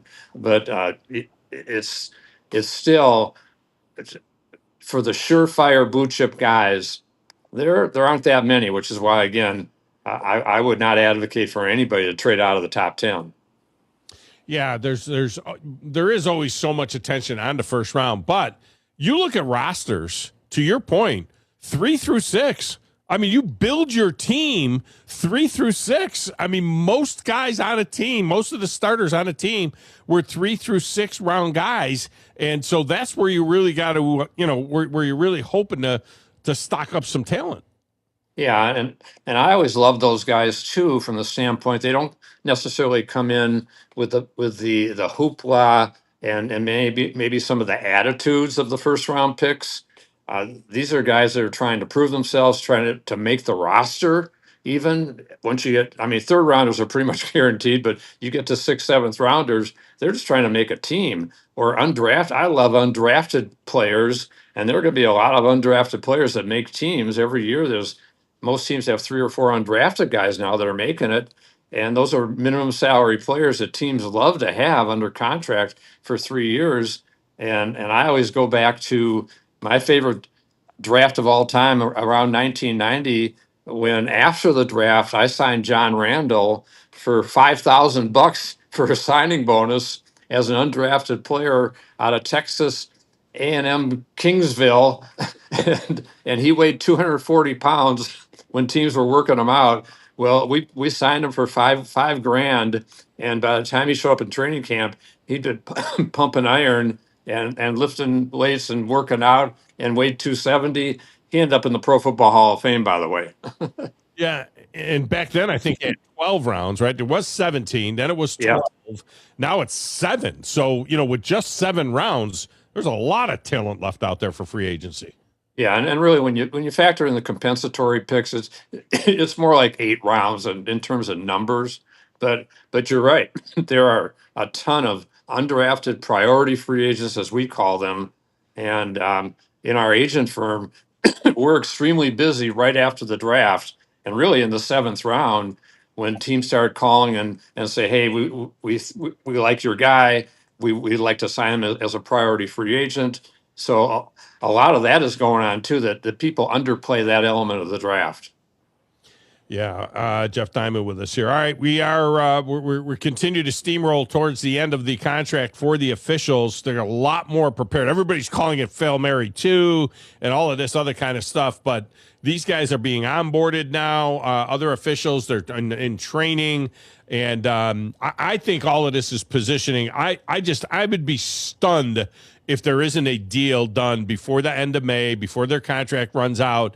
Now that we learned that the average officials making $350,000 a year, as opposed to back in the day when they got $3 or $4 grand a game and $5-6 grand a game, 7 if you were a white hat. Now we're talking about $350,000 a year. I can't believe that these guys, there's only a few that are an attorney or some high paying job. I cannot believe they're going to walk away from a $350,000 a year side hustle. They will figure out a way to get this done, in my opinion. Yeah, I agree with you. It may not be in May. It may be in July. It may be in August. But I would be very surprised if they go into the regular season with replacement officials. maybe they'll work a preseason game or two to kind of ratchet up the pressure. But no, I think there's a lot of posturing going on right now, and really it kind of reminds me of the WNBA labor negotiations. A lot of angst going on there. Then all of a sudden they sign the deal, and the women pro basketball players are making a ton of money now compared to what they used to, which is deserved for them as the attendance is growing with the Caitlin Clarks of the world. There aren't any necessarily Caitlin Clarks of the world in the referee world, but it's still, as you said, it's a very lucrative job, and I think it'll get done too. I agree with you. I don't understand the WNBA thing though. Somebody was lying about something because they went this girl that was drafted number 1. She's getting 7 times what the girl got last year that was drafted number 1. And all I ever knew was that the NBA, which owns the WNBA, the owners have said that this league has lost money since day one. And even in the Caitlin Clark first year and the full buildings and all of that stuff, they lost $40 million. So now all of a sudden they're paying $500,000 for players they used to pay $70,000 for. So somebody's lying to somebody. They obviously, these are not dumb people. They wouldn't automatically give these women's basketball players 7 times more money than what they were getting before if there wasn't some way that they were making money on that deal. Yeah, there's no doubt that they're making money, and that the sport is growing tremendously, and so yeah, it's kind of ridiculous. But as I said, I'm happy for the women pro basketball players because they have fought hard over the years, and now they're obviously profiting from it. Yeah, there's no doubt about it.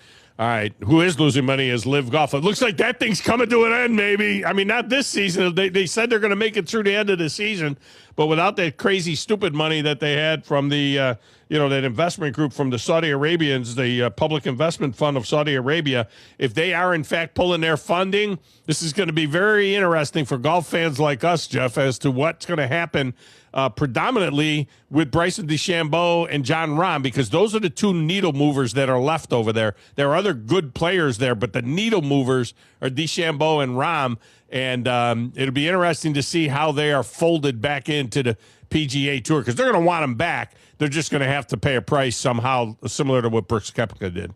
Yeah, Koepka and Patrick Reed, and yeah, that's what makes the Masters and tournaments like that so great, when you have kind of more the full field of the star players, and it does appear there's a lot of smoke, even though Liv is talking like, oh, we're okay, we're going.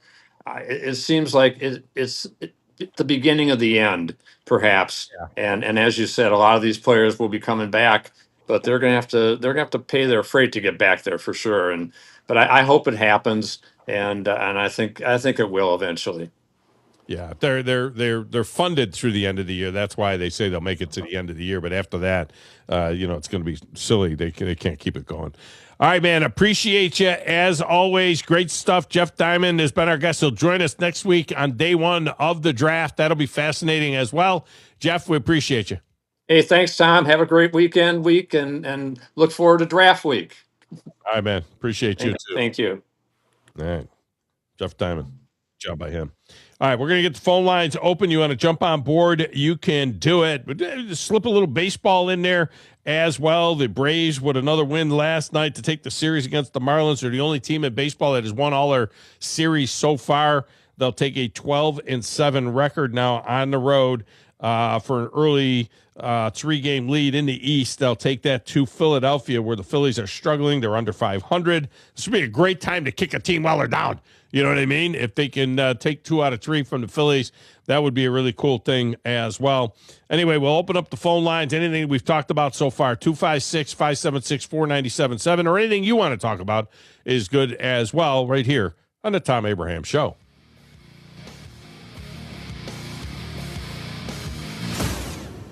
You're listening to the Thom Abraham Show on 97.7 ESPN The Zone.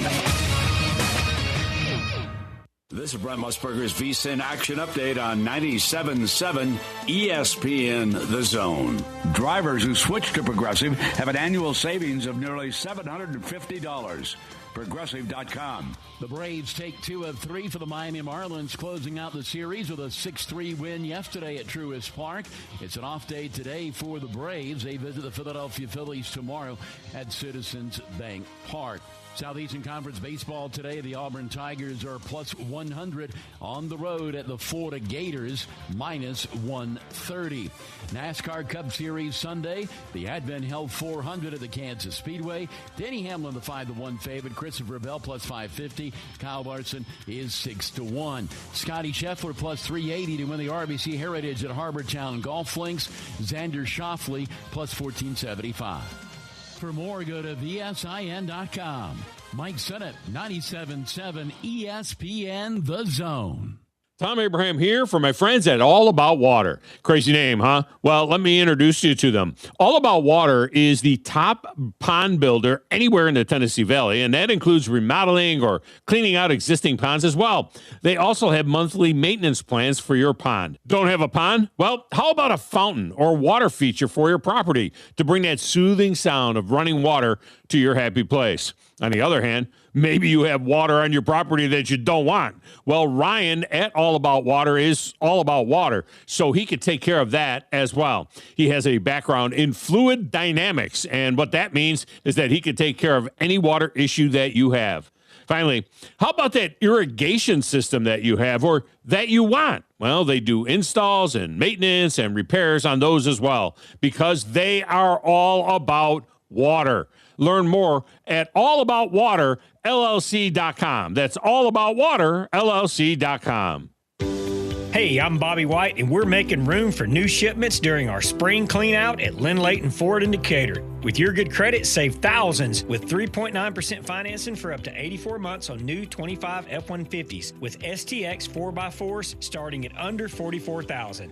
New 25 Explorers start at under $36,000, or choose 2.9% for up to 84 months. Get 5.9% financing for up to 84 months on new 25 Broncos, or choose $2,750 customer cash plus 2-year 24,000-mile complimentary maintenance. And while they last, new 25 Bronco Sports come with your choice of $2,500 customer cash or 5.9% financing for up to 84 months.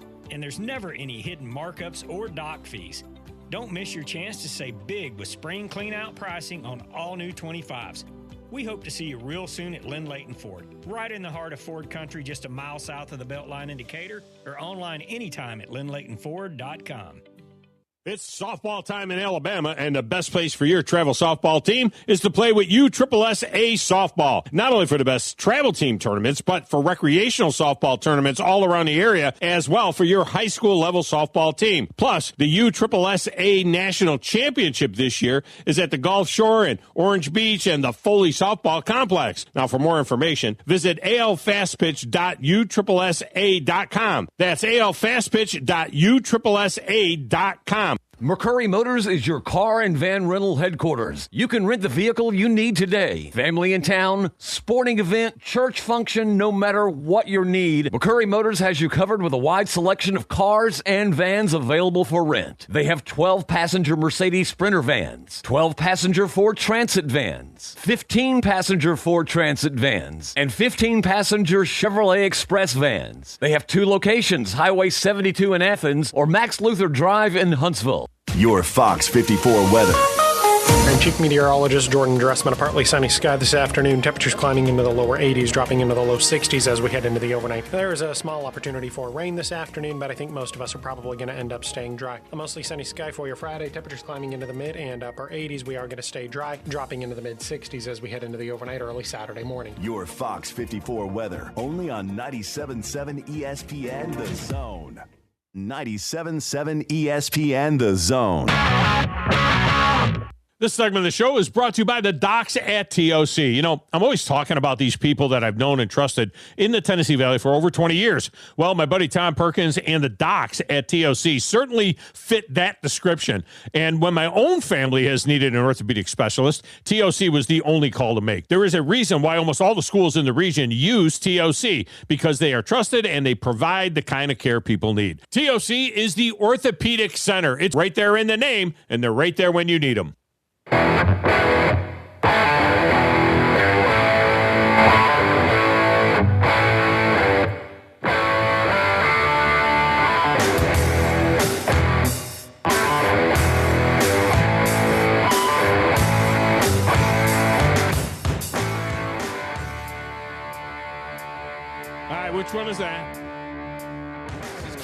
Jack.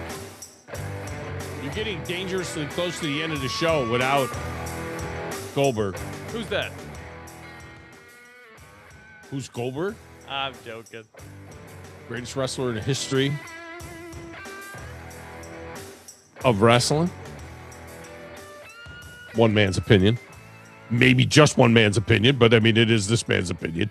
That's for sure.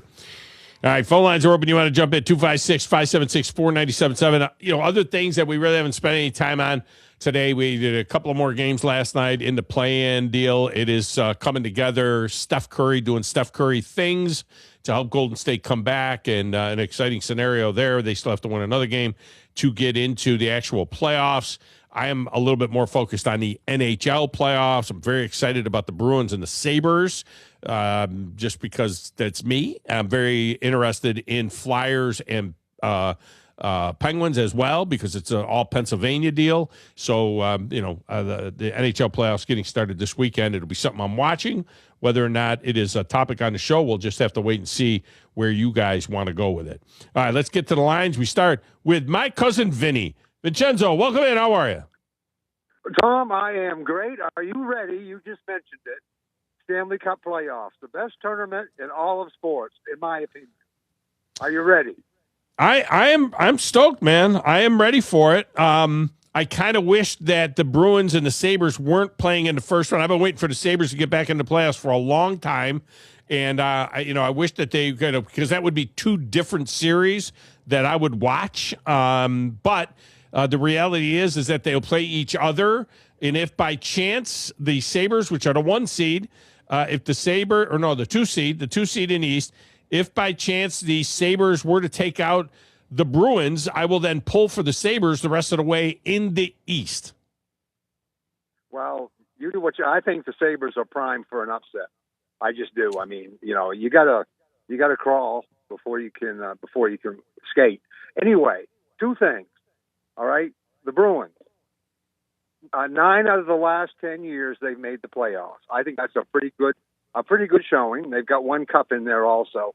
Secondly, it's the first time since expansion that a New York Metro team, the Islanders, the Rangers, or the Devils, have not made the playoffs. None of them. I think that's a little different also. Yeah, no, it is. And I think that, you're saying 9 out of 10 years. I think it would go back even further than that. I'll put the Crack Research team on that. I think that the Bruins, I'm just going off the top of my head right now. I think the Bruins have made the playoff. They missed the playoffs that 1 year, but before that, hadn't they made it 14, 13, something like that in a row? Guys, see how many years has it been? I know the Bruins missed the playoffs last year, but going back before that, when was the last time they missed the playoffs? On the other hand, you got a team like the Detroit Red Wings, a glorious team like that with a great history. They haven't made the playoffs in 10 years. Well, that's right, Tom. There's only, 2 original 6 teams in the playoffs. Yeah, So, I don't know. You and I might be the only ones that care. I want original 6, and that's, by the way, Boston and Montreal, which would play each other, I believe, if they win their series. And of course, we go back to the 70s with the multiple Boston and Montreal Stanley Cup Finals. That is sports eye candy. Boston and Montreal is like the Red Sox and the Yankees. It is like, you know what I mean? It's like Duke and North Carolina. It's like Cowboys, Redskins. It is sports eye candy when those 2 teams are on the ice together. That would be kind of glorious as well. John, what are you saying? 13 out of the last 14 years? Is that what you're saying? No. It was you were asking for the last one prior to last year, and it was the 14-15 and 15-16 season. So they missed them those 2 years. Now, they won in 2011. I think it's the last time they won the Cup. Against Is the that Canucks? Right? Was it the Canucks or the Blackhawks that they beat? When the Bruins won? Yeah. No, it wasn't the Blackhawks. They did play the Blackhawks in the final. I think it was Vancouver that they beat. I think it was Vancouver. Yeah, it was Vancouver. Yeah, it was Vancouver. But that was all the way back in. Was that 2011? Yeah. Is that really? Yeah, it was a while ago. Wow, it doesn't feel like it was. That's 15 years ago. It's been 15 years since Zdeno Chara and those guys won? Wow. It's been a Is that while. right? It's been a minute. Is that the last cup, John, for the Bruins? 2011? I think they got to check they that. might have had one. It might have been around COVID, but I could also They be played completely Edmonton. wrong. Didn't they play Edmonton in the final? Not too many. I don't know. It's just we're getting old, man. Well, we'll figure it out. But I am ready for a little Big Bad Bruins versus the French Connection. And before I leave, can you name the 3 forwards that made up the French Connection for the Buffalo Sabres? It would have been back in our day, Tom. I mean, like high school days. Martin. I'm going to hate myself. Martin Perreault, and who was the other one? Martin Perreault and Rene Robert. Rene Robert, Martin, and Perreault. Yeah. Was it Rick Martin? I think it was maybe. Yeah. And Perreault, that was the French Connection line for the Sabres. Yeah. They were French, so it was Gilbert Perreault, Richard Martin, and Rene Robert. That's how you said them. Anyway, have a great weekend, guys. And by the way, no goal. Yeah, I mean, just say that on behalf of the Sabres. If you no goal. When Dallas won the cup back in the day, you were not allowed to be in the crease, in the blue paint. And Dallas scored the Stanley Cup winning goal with a guy had his foot in the crease. And, forever and ever in Western New York, no goal. I mean, that's a saying that will never go away. No goal. Yeah, and they eliminated that rule real quick after that. So yeah, now you can be in there. Yeah. Anyway, go Bruins. We'll talk to you later, Tom. All right, man. Go Bees. The interesting thing for me is too when you talk about Bruins and Sabres, my hometown is Rochester, New York. So I grew up in Rochester, New York as a fan of the Rochester Americans of the AHL. And back in the day, the Americans were the Bruins AHL team. And so it was like all the Boston Bruins came through Rochester, and it was so cool, man. Don Cherry was the coach in Rochester. He ended up coaching Boston. Of course, the legendary Don Cherry. But so many players played for the Bruins, played for Rochester before they went up to the Bruins. And then when they switched from the Bruins, when the Bruins, got the Providence Bruins, then as their AHL team, the Buffalo Sabres, which made so much sense. They're only 60 miles apart, Buffalo and Rochester. The Buffalo Sabres became the NHL affiliate of the AHL Rochester Americans, and they are to this day still the affiliate there. So these two teams both have a tie back to my hometown. I'll watch some Lightning and Canadians because of the Canadians. I hate the Canadians, but they're original 6. I'll watch some of that one. Carolina and Ottawa, I have zero interest in. I will not watch any Carolina-Ottawa. Will not watch any of that. Pittsburgh and Philadelphia is going to be a bloodbath. Flyers-Penguins is a bloodbath. I'll watch Oilers and Ducks because of the Oilers. I like the Oilers are my Western Conference team when the Preds aren't in there. It's the Oilers. Okay? Vegas and Utah Mammoth. The Mammoth are John's team. Big Mammoth fan, are you, John? No. What are you talking about? I'll watch. I hope Utah wins that. I like Utah enough to hope that they win that. I've got a sister that lives in Salt Lake. She's moving back east after 15 years out there. But I got a sister that lives in Salt Lake. They have really nice gear. All right, I'm big on the gear. The Utah jersey with the Utah crossed on the, on a diagonal down the jersey. They got good gear. No, they took the best gear, and that was the Arizona Coyotes, and they turned it blue. Oh, that was horrible. That gear was amazing, and you know it. And they have my high school colors, the blue and the dark blue and the dark, the black and the blue. Boring. I love their uniform.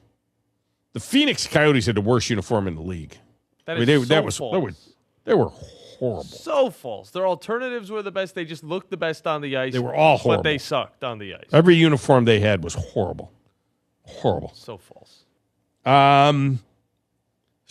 Dallas, the Stars, and the Wild. There's an interesting connection there. I don't know if I'll watch any of it. There is an interesting connection there because, of course, John, as you know, Dallas is the former Minnesota North Stars. Yeah. And so this is the team that abandoned Minnesota, and it was years later that they got the Wild. When they first went to Dallas, they became the South Stars. They were the Dallas South Stars. And now they're just the Dallas Stars. They should have gone with Dallas Cowboys colors and had the star on there and everything. They stayed for a long time with the green to their heritage of the Minnesota North Stars, but the Minnesota North Stars had one of the best uniforms in the history of the league, and that should have been one of those deals where they should have been able to remain the Minnesota North Stars. Dallas should have had to be something else.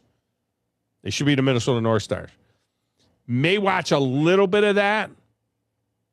Kings and Avalanche. I hate the Avalanche. I cannot stand the Colorado Avalanche. And they're the number one seed in the entire league. I'm pulling for the Kings there. Kings went back to their Wayne Gretzky era gear, like the Kings. Pull for the Kings. But Boston and Buffalo, my number one deal. I'll watch every minute of every game of Boston and Buffalo. Probably Philadelphia and Pittsburgh will be my second one. Edmonton and Anaheim as well. Those are the series I'm watching. Can't watch it all. Can't watch it all because I gotta watch the Yankees. I gotta watch the Braves.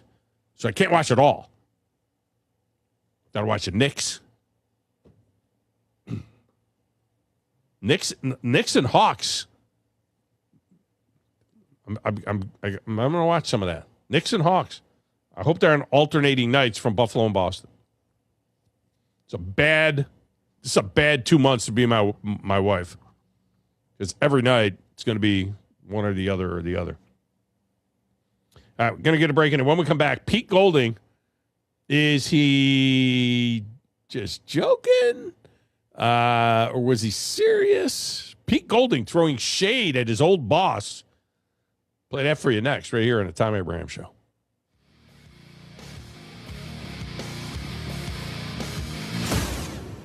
You're listening to the Thom Abraham Show on 97.7 ESPN The Zone. Now is the time to sign up for the Eagle Installation WZZN Charity Golf Tournament to benefit the Make-A-Wish Foundation. This year's event is the morning of April 20th at Cherokee Ridge, and each member of the winning team not only gets the championship belts, but a full year membership to Cherokee Ridge. Breakfast and lunch are provided, plus tremendous prizes and a chance to win $100,000. Cost is $800 a team or $200 per individual, and corporate sponsorships are available. Send an email to 977WZZNevents@gmail.com to reserve your spot today.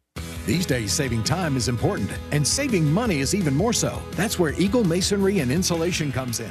Over the years, Eagle has expanded their services to meet the needs of folks like you in our area. If you need masonry, brick, stone, or block work, Eagle should be your first call. They can even help if your property needs grading, erosion control, and Eagle can handle dirt haul-off. Call Eagle Masonry and Insulation today at 256-755-1556. Eagle saves you time, and Eagle saves you money.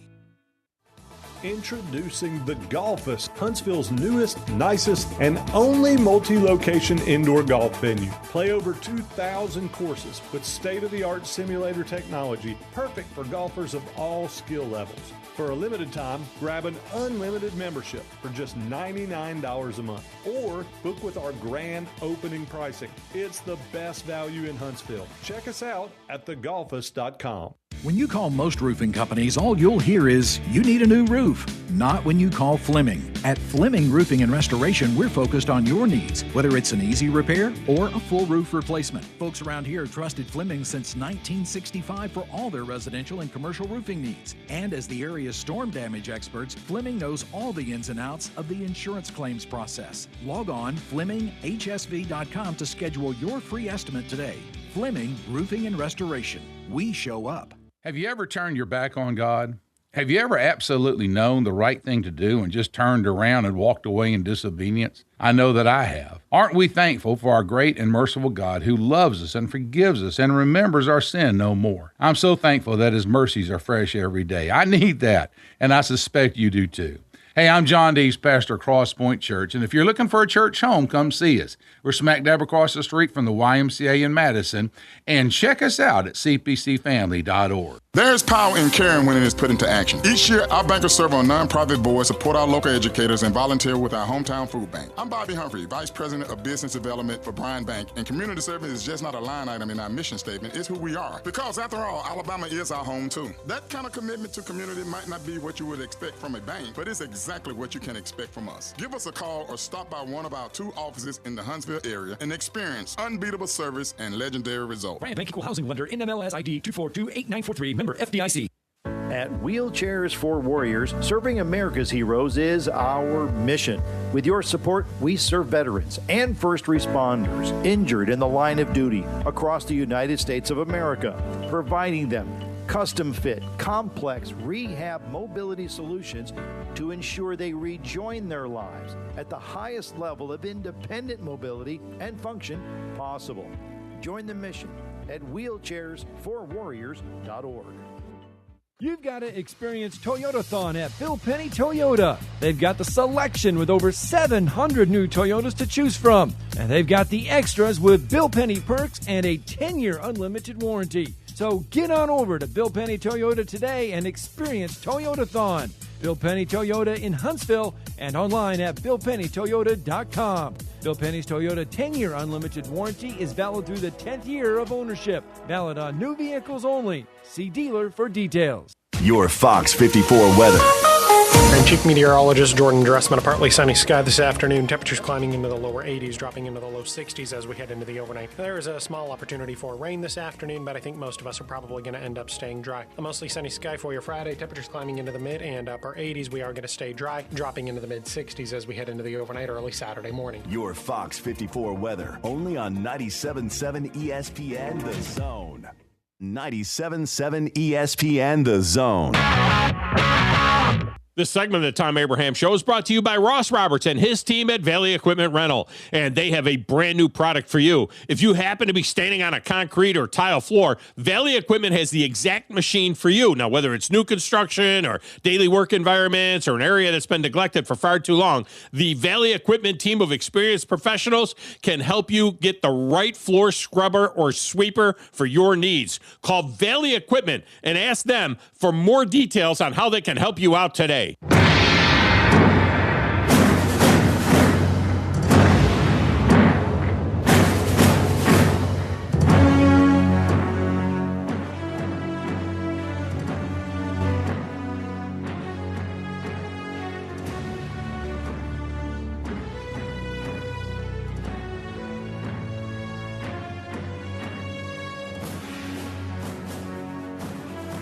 There you go. Now you've got it going on. Definitely intense. Yeah, it is very intense. Very intense. And then when he came through those sparks, you know, the fireworks and everything, unreal. You're right about that. It's really cool. All right, so I got sucked in on one of these parody accounts.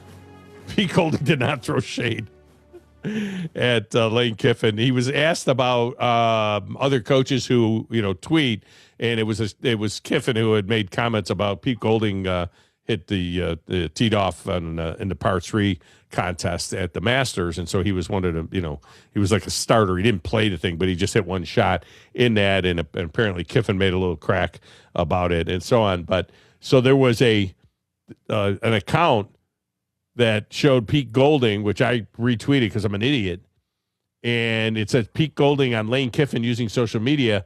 Quote, yeah, I see his posts every now and then. He likes the attention and folks give it to him. If he coached as good as he tweeted, Ole Miss might have a natty by now. Close quote. So I was like all excited about playing this. I was like, who the hell are you, Pete Golding? What are you talking about? You haven't done anything. It turns out it's a parody account. It wasn't on 3. It was No 3 Sports. And it was why John, I couldn't play it. I was trying to play it. You know what I mean? And I was like, why is there no audio with this? Doesn't exist. Because he didn't say it. I hate social media. Gosh, these parody accounts, this AI stuff that's out there. You don't know anything. You don't know what's real anymore. I'm just laughing. Some of the AI stuff that they are able to do is ridiculous. I saw an AI thing. It wasn't funny. It was kind of funny. But I saw this AI thing of Rory McIlroy getting his green jacket put on, and somebody said Tiger Woods shows up at Rory McIlroy's green jacket celebration, and it's the Range Rover flying down the fairway and then crashes on the green, and then Tiger gets out. He's holding a bottle of Jack Daniels and he's drinking and he's hammered. Terrible. And he's Terrible. it's not funny. It's kind of funny, but it's not funny. There were a bunch of different angles of that too that they threw out. Yeah, but how did they do that? It looked just like Tiger drinking out of a Jack Daniels bottle. Technology has gone a long way. This is bad. This is really, really bad. This AI. I mean, there are good things about AI, but it's not that. Dangerous. Saw a video of Drew DeArmond showing up on time. It was AI. That must have been AI. It had to be AI. Let's get AC in here. We haven't heard from AC in a minute. AC, welcome to the show. How are you? Good, man. Thank you so much for taking my call. How you feeling? I am fantastic. Hey, thank you so much for having Mr. Ryan Fowler on last week. I want to give a shout out to my man, Mr. Ryan Fowler. And I'm advocating to get you on. I want to get your two sons on. I'm working on it. I'm going to get Team Brando on. I got to keep pushing Mr. Ryan Fowler. When you keep pushing, he cracks. So I'm going to make him crack. It's been a long time since I spoke with you. Big Ten is going to win a four-peat. And Michigan did a great job for Big Ten. SEC is a horrible conference. Forget horrible. that. SEC it's a horrible conference. There's no tough competition. It's only Georgia and Alabama. What do you mean by tough competition? You guys are delusional. You don't know what you're talking about. Yeah. You have no clue. Because Texas sucks, and Oklahoma sucks, and LSU sucks, and Ole Miss sucks, and Florida sucks. Yeah. You gotta understand this, PA. Did your Browns win the Super Bowl? Your Browns did not win the Super Bowl, right? So this is what I'm telling you. You should join what I do. Be a certified bandwagon. You would get paid more. I like your son, Joe Abraham. I called up his show. Joe, you're going to have a lot of headaches, but, I love your two sons. Give them the show, man. Just retire already. They could put up like 6 p.m. show. They could compete against Mr. Ryan Fowler. Money's going to come in, this and that. Mr. Steve Moulton did a great job last week. I can tell you this much because he had our boy, Mr. Ryan Fowler. But it's good talking to you, okay? Your callers, your losers, I hate all of them because you guys are disgusting idiots. Thank you. So you guys had Ryan Fowler on last week, I think, right? I saw that. Yeah, something like that, yeah. It was Ryan's a good guy. Yeah. I like Ryan. It's a good call by AC. He's it's a terrible call. I mean, it was just awful call. For me, you're somewhere between a cockroach and that white stuff that accumulates at the corner of your mouth when you're really thirsty. What you just said is one of the most insanely idiotic things I have ever heard. Everyone in this room is now dumber for having listened to it. May God have mercy on your soul. You dirt-eating piece of slime! You scum-sucking pig! You son of a motherless goat! That was a good call. This is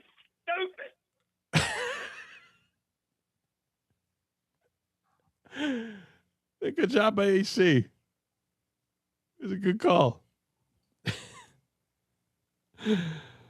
Look, the SEC is not where the Big Ten is right now at the top of the conference. But, 3 years is nice. That's a nice run by the 10.